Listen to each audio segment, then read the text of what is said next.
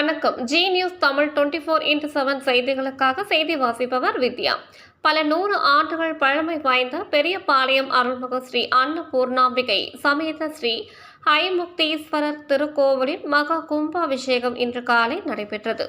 திருவள்ளூர் மாவட்டம் எல்லாபுரம் ஒன்றியம் பெரியபாளையத்தில் உள்ள ஆரணி ஆற்றங்கரையில் அருள்மிகு ஸ்ரீ அன்னபூர்ணாம்பிகை சமேத ஸ்ரீ ஐமுக்தீஸ்வரர் திருக்கோவில் உள்ளது.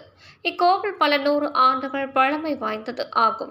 இக்கோவிலில் வால்மீகி முனிவர் தவம் செய்ததால் வால்மீக ஆசிரமம் என இக்கோவிலை அழைக்கின்றனர்.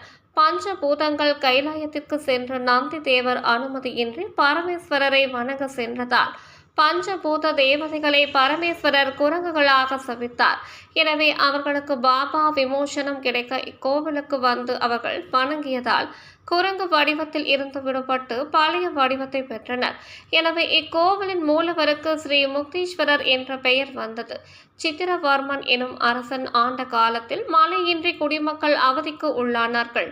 இதனால் அந்த அரசன் வால்மீகி பூஜித்த சிவலிங்கமான இக்கோவிலில் உள்ள சிவலிங்கத்தை பூஜித்தார். இதனால் அம்பிகை மோகினி வடிவம் கொண்டு பொது மக்களுக்கு அன்னதானம் வழங்கினார். இதன் பின்னர் மழை பெய்து மக்கள் துன்பம் நீங்கி இன்பம் அடைந்தனர். இதனால் அந்த அரசன் விமான கோபுரத்துடன் கோவிலை புனரமைத்து வழிபட்டு வந்தார். இவ்வாறு சிறப்பு கொண்டது இத்திருக்கோவில் ஆகும். இக்கோவிலுக்கு கடந்த 2004ஆம் ஆண்டு மகா கும்பாபிஷேகம் செய்தனர். இந்நிலையில் இந்த கோவிலை PR குமார் குருக்கள், TS விஜயகுமார் குருக்கள், PR கார்த்திகேயன் குருக்கள் தலைமையில் கிராம பொதுமக்கள், திருக்கோவில் பணியாளர்கள், உபயதாரர்கள் புனரமைத்தனர். எனவே இக்கோவிலின் மகா கும்பாபிஷேகம் இன்று காலை 10 மணிக்கு நடைபெற்றது. இதை முன்னிட்டு வெள்ளிக்கிழமை காலை விநாயகர் பூஜை, அனுக்ஷை, கோ பூஜை, கணபதி நவகிரகம், லட்சுமி ஹோமங்கள், தன பூஜை, வாஸ்து சாந்தி, பிரவேச பலி உள்ளிட்டவை நடைபெற்றது. சனிக்கிழமை தீர்த்த சங்கிரகணம், அங்குரார்ப்பணம், ரக்ஷாபந்தனன், யாகசாலை பிரவேசம் உள்ளிட்டவை நடைபெற்றது. நேற்று அஷ்டபந்தனம் சாத்துதல், தத்துவாச்சானை, நாடி சந்தானம் உள்ளிட்டவை நடைபெற்றது. இன்று காலை 4ஆம் கால யாக பூஜைகள், மகா பூர்ணாகுதி உள்ளிட்டவை நடைபெற்றது.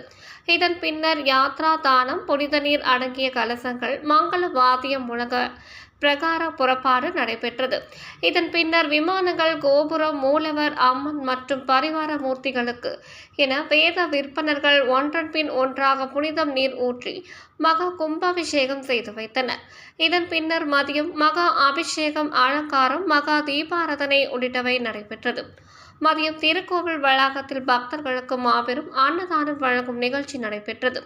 இந்நிகழ்ச்சிகளில் சுற்று வட்டாரத்தை சேர்ந்த ஏராளமான பக்தர்கள் கலந்து கொண்டு சுவாமி தரிசனம் செய்தனர். இன்று இரவு திருக்கல்யாணமும் அதைத் தொடர்ந்து வான வேடிக்கையுடன் சுவாமி திருவீதி உலா வரும் நிகழ்ச்சியும் நடைபெறுகிறது.